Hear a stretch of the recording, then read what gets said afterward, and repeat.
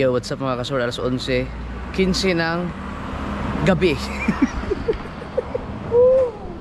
Hindi pa kami nag-rides, pero naka-motor kami. Dalawang motor lang yung sa akin kay Kabugoy. Siya ka-auto, umangkas na siya kay Kabugoy kasi baka ano pa yan, nanganin pa. Magkakape kami. Napagtripan na namin magkape kasi ilang araw na kaming walang walang mga vlog, hindi kami lumalabas ng bahay. Ayun lang ako ngayon lang ako lumabas ulit. Magkakape-kape lang kami.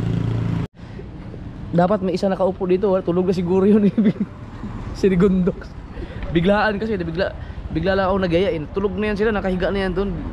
Kaigising ko lang Kaya nakakamiss din lumabas. Hindi ako lumalabas talaga mga kasunod, doon lang sa bahay. Hindi ko nga alam yung nangyayari sa bansa natin yung nangyayari kay Tatay Digong. Puro ba naman ako Netflix at saka Prime. Nung nag-live lang ako sa YouTube kanina, doon lang maraming nag-comment na yun about nga kay Tatay Digong. Grabe na palang nangyayari ngayon. Ilang araw na ako Tatay Digong? Tatlo. No? Isang linggo na akong hindi na. Wala akong Facebook, wala lahat, walang YouTube, hindi ako mahawak ng cellphone, nanonood ako ng TV, kain, tulog. As in talagang nagpapahinga lang talaga ako ng malupit. So hindi ko natupad yung sinabi ko na March babarat ako ng vlog kasi March 14 na ngayon Kalahating buwan Kalahating buwan. Yung motor ko hindi ko pa na pagkarwash. Papalinisan ko sana kaso baka ako pag binasa masira yung MDL kaya ginalaw. Hindi ayun yun pala hindi ko na itanong no. Baka biglang mag-loss. Ano yan? Yung MDL baka pag binasa. Hindi yan, basa yan Hindi siguro no? Hindi yan kasi pagka umulan yan sigurado mababasa yan dyan. Oo, wala di siguro. Naantay lang namin yung order namin, kape. Ginagawa pa. Grabe, magmi-midnight tayo, coffee. 3 salted ka. Yun! Sa bread ko. Yan, isa tayo. Masarap to. Halo mo na, halo. Thank you po. Thank you. Salamat. Thanks.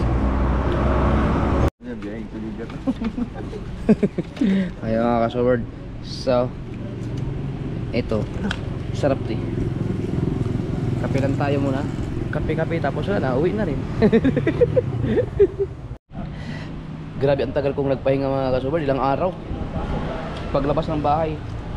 Paglabas ko ng bukana, ito kagad ang kape.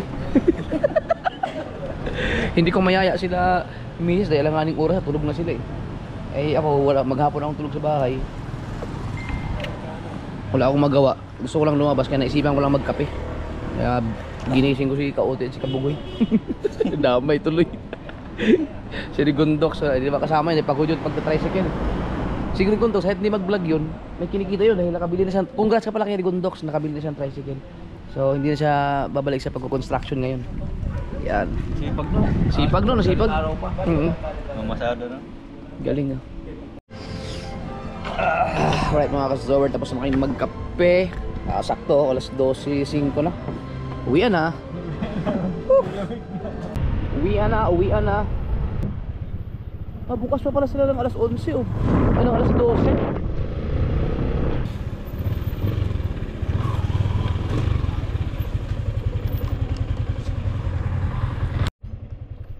Nabili lang sila ng Yossi sa 7-Eleven.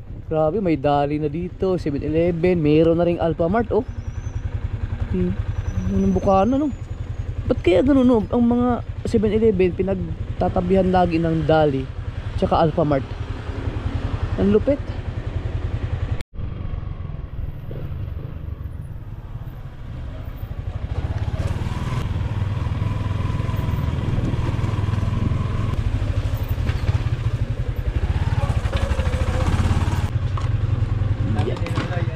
Alright. Ano daw Dito na tayo sa bahay. Verdi. Si Verdi ay dilagay muna namin dito para hindi siya makapasok dun sa sala. hindi rin siya makalabas mga bra. Kasi nanganak na naman yung isang pusa namin at baka patayin na naman niya yung mga kuting, no. Munti ko nang mapatay ang aso na yan. Pinatawad ko na siya. Pero huli na yun. Kaya siyempre swerte yan eh. Pero talagang grabe, sobrang bad trip po talaga nung ginawa niya yun. Kasi hindi naman namin akalain na magagawa niya yun eh. 6 na kuting yun. Pinatay niya. Kaya ngayon may bagong panganak ulit. Kaya dito muna siya para hindi siya makapinsala ng mga anak ng pusa namin.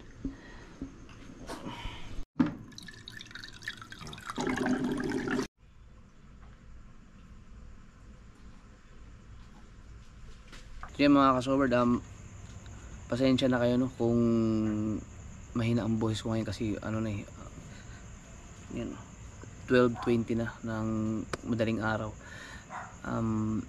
Humingi lang ako ng pasensya dun sa mga solid na nag-aantay talaga ng mga vlog ko kasi ilang araw na akong walang upload.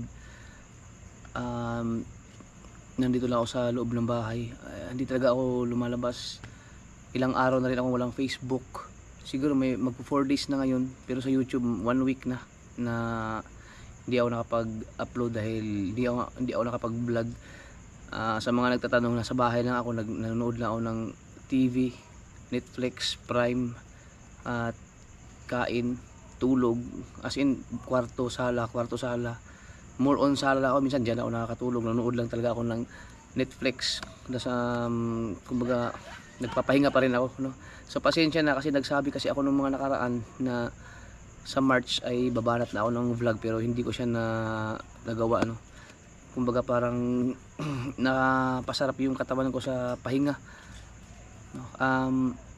Tapos ito lang, gusto lang i-share dahil kanina nag-live ako after ng pang 7 araw yata ngayon, or pang 6 or pang 7 na wala akong appearance sa social media, Facebook at sa YouTube mismo. Sa YouTube nagulat ako kasi nag-live ako kayo na puro about sa kay Duterte, yung mga nangyayari. Wala akong kaalam-alam, as in hindi talaga wala akong alam kasi hindi ako mahawak ng cellphone. TV lang talaga ang libangan ko itong mga nakaraan. So wala akong alam sa mga nangyayari sa bansa natin. Kalina ko lang nalaman nung nag-live ako, no? So napatingin ako dun sa mga news feed, pero hindi sa account ko. So pinuntahan ko sila Kabugoy, nandito sa Kabugoy at saka sila Kautoy. Nakinuod ako sa kanilang Facebook. Grabe pala ang nangyari sa natin sa bansa, kay Tatay Digong. Nakakalungkot mga kasoberd kasi alam niyo naman ako, aminin ko sa inyo ay talagang panatiko ako ni ni Tatay Digong, no? Yan ang pinakaunang presidente na binoto ko nung mga time kasi na noon hindi kasi ako registered na as voter sa Pilipinas, pero nung nalaman ko na tatakbo si Tatay Digong, doon nagparehistro ako. So ilang taon akong hindi botante, no? Doon lang naengganyo ako magparehistro para makaboto kasi gusto ko siya iboto. So talagang maka Duterte ako. Pero yung nangyari ngayon nakakalungkot kasi wala lang, naapektuhan na ako, nalungkot lang ako. Pero syempre ayaw ko lang magbigay ng opinion, ayaw kong magbigay ng sama ng loob about sa ating nangyayari sa bayan natin, kasi wala rin mangyayari. Kumbaga hindi naman lahat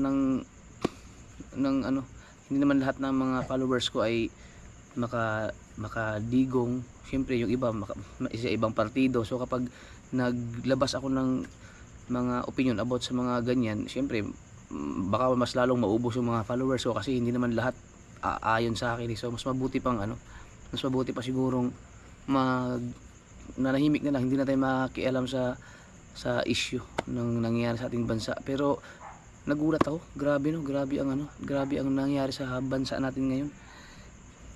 Parang wala ng pag-asa talaga wala ng pag-asa yung sinasabi ng pagkakaisa, kasi yung ating mga namumuno, mga leader natin, wala talagang pagkakaisa din, hindi nagkakaisa. Tapos yung ating mga vlogger din ngayon, ang dami nang naging mga political vlogger. So, 'di ba? Kumbaga yung mga utak ng mga tao, hindi mo na alam kung hindi na rin nila alam kung sinong paniniwalaan kasi ang dami na rin nagsasabi ng kanilang mga desisyon, no? Mga iba-ibang mga anong media, anong tawag yan? Social media personality na nagbibigay ng mga komento about sa politika. Alam mo yung mga binabayaran, yun nga yung mga political vlogger. So yung iba na nagagamit yung kanilang platform para magbigay ng sumuporta sa kanya-kanyang mga politician, no? So marami, yan ang demand ngayon, yan ang mga malalaki ang mga views ngayon. Tayo ako stick pa rin ako sa pagbablog. Ayoko nang makialam doon, pero okay na yung binanggit ko sa inyo na ako ay suportado ko si nakasuporta talaga ako kay Digong mula noon, no? So kung ano man yung mga nangyayari ngayon, wala na, hayaan natin, no? So siyempre magdasal lang tayo sa mga solid na supporter nung kaparehas ko. Pagdasal natin yung sinusuportahan natin. So sa mga against, hindi respeto ko yung kung sino man yung sinusuportahan ninyo. Pero sana wag nang umabot dito sa channel ko, sa mga kung meron pang natitirang mga followers ko dito. Alam kong magkaiba tayo ng mga sinusuportahan sa politics. Sana wag nang umabot dito sa channel na mag-away-away kayo, mag-away-away tayo. No, wag na tayong makisabay sa kanila na nag-aaway sila dahil hindi sila parehas na sinusuportahan. Sana dito sa atin, kahit na magkaiba yung mga sinusuportahan natin, ay magkaisa pa rin tayo dito sa channel ko. So, no, para wag na tayong makisabay sa kanila. Mahimik ka nga dyan, manok.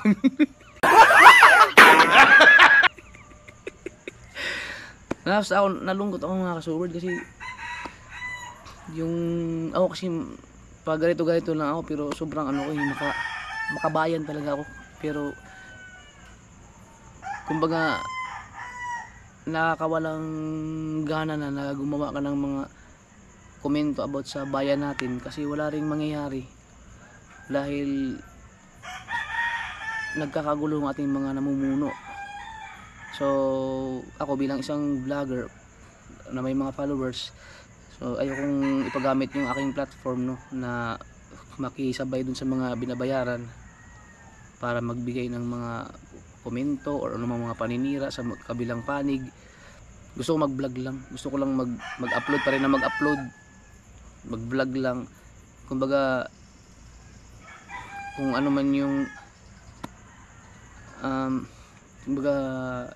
lumaban lang tayo ng patas, no, yung walang paninira sa kapwa natin, yung walang inaapakang tao, no? Kasi mahirap pag magbigay ka ng komento. Marami sa mga followers ko na hindi katulad ko ang kanilang mga sinusuportahan na politics, baka maubos ang mga followers ko. So kapag nagbanggit ako na dapat hindi ganito, bla bla bla bla bla, patay ako. Ang matitira lang sa akin yung mga kaparehas ko ng paniniwala, pero yung mga against dun sa sinusuportahan ko, magagalit siyempre sa akin yun. Hindi na sila masusuporta sa akin. So iniingatan ko rin yung bagay na yun. So maintindihan naman siguro ninyo kung yung binanggit ko lang na ako ay talagang nakasuporta ako kay Digong simulat sa pool. So yan lang. Pero pagdating dun sa mga nangyayari, ayoko na mabigay ng mga komento. Basta ako nakikibalita na lang ako sa mga nangyayari sa ating bansa. Pero nakakalungkot, no? Nakakalungkot kasi marami tayong mga umaasa na magkakaisa, magbangon Pilipinas. Natawa ako sa mga memes, yung mga ano yun, ang bagong Pilipinas? Dumating na ang bagong Pilipinas? Dumating na ang bagong Pilipinas. Grabe. Grabe ang newsfeed ngayon. Pero hanggang ngayon, sa mga oras na to, hindi pa rin ako nag-open ng Facebook ko. Kung nakikinood na ako sa kanila, sigurado ganun din ang mangyayari. So masyado na siyang toxic. Sobrang toxic ang Facebook ngayon. Tapos alam niyo yung nakaka-absorb, no, yung isa sa mga gusto ko lang i-share din, gusto ko i-voice out yung sinasabi nila. Marami ako nababasa na the money is the root of all evil. Mali po yun, ang tama po ay the love of money. May mga quotes na love of money is the root of all evil. Hindi po, the love of money po ang tama. The love of money is the root of all evil. Yun po ang nakasulat. So kumbaga na-apply na siya ngayon sa social media, no, kasi hindi lang siguro napapansin ng ating mga kapwa, mga content creator, mga vlogger na katulad ng mga gumagawa ng mga fake news, yung may mga script na content na hindi siya magandang impluwensya or hindi siya dapat talaga lumabas sa social media. May mga script na maayos, yung mga good vibes, yung mga alam natin na scripted pero katanggap-tanggap siya, no? Pero may mga script na may mga vlog ngayon na kumbaga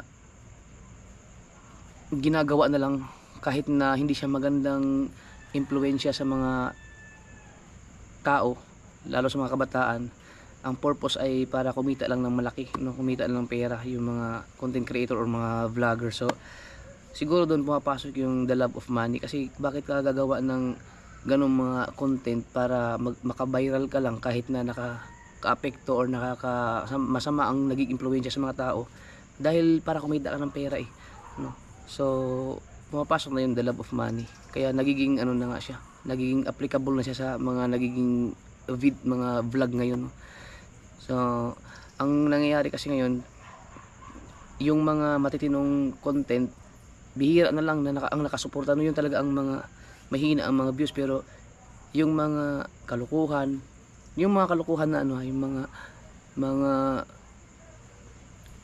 hindi maganda ang maging influensya. May mga kalukuhan kasi napatawa lang, pero yung mga alam niyo naman, hindi na ako magbabanggit, no, kasi siyempre baka masasama naman yung mga kapwa ko, mga vlogger. Basta may mga ginagawang mga hindi maganda ang naging impluwensya sa mga tao, yung mga pagsisinungaling, mga fake news, yung mga hindi dapat talaga ginagawang content na ginagawa ng iba para lang mag-viral at kumita, no, ng pera. So dahil sa pera, nagagawa nila ang mga bagay na videos na hindi magandang impluwensya sa mga tao at sa mga kabataan.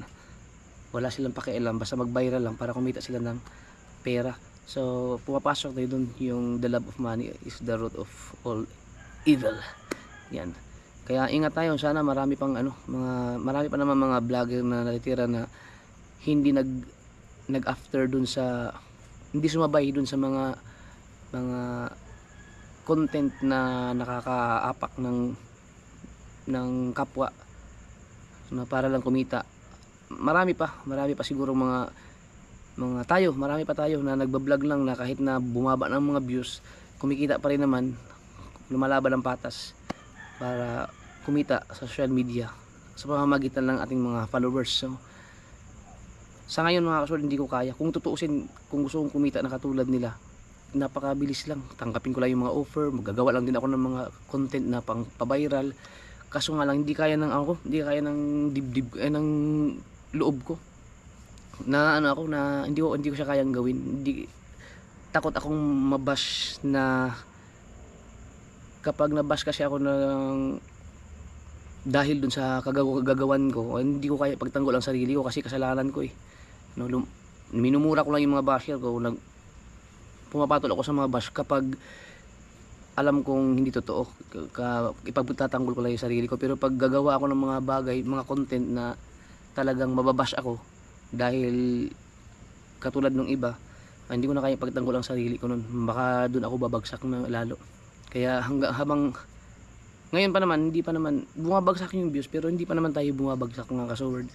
Okay pa rin kahit na bumaba na, hindi na katulad ang mga views dati, pero lumalaban pa rin tayo. Lumalaban lang tayo ng patas. So hindi pa tapos ang laban.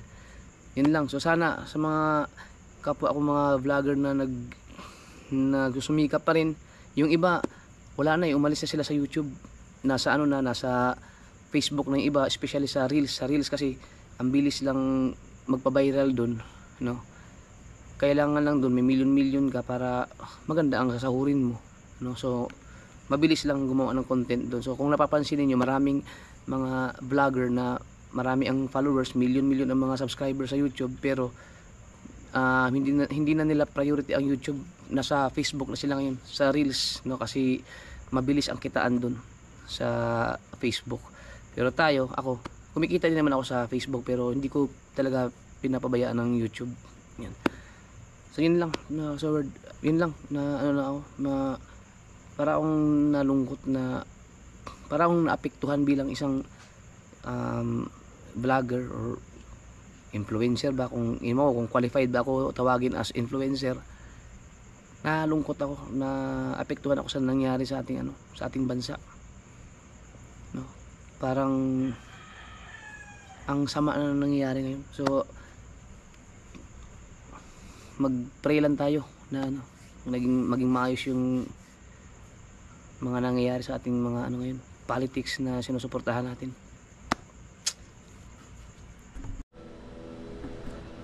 At yan, 12:45, manood muna ako ng isang movie bago matulog. Yun lang talagang buhay ko ngayon, mga ka-Sword, manood ng movie talaga. Grabe ang iksi ng vlog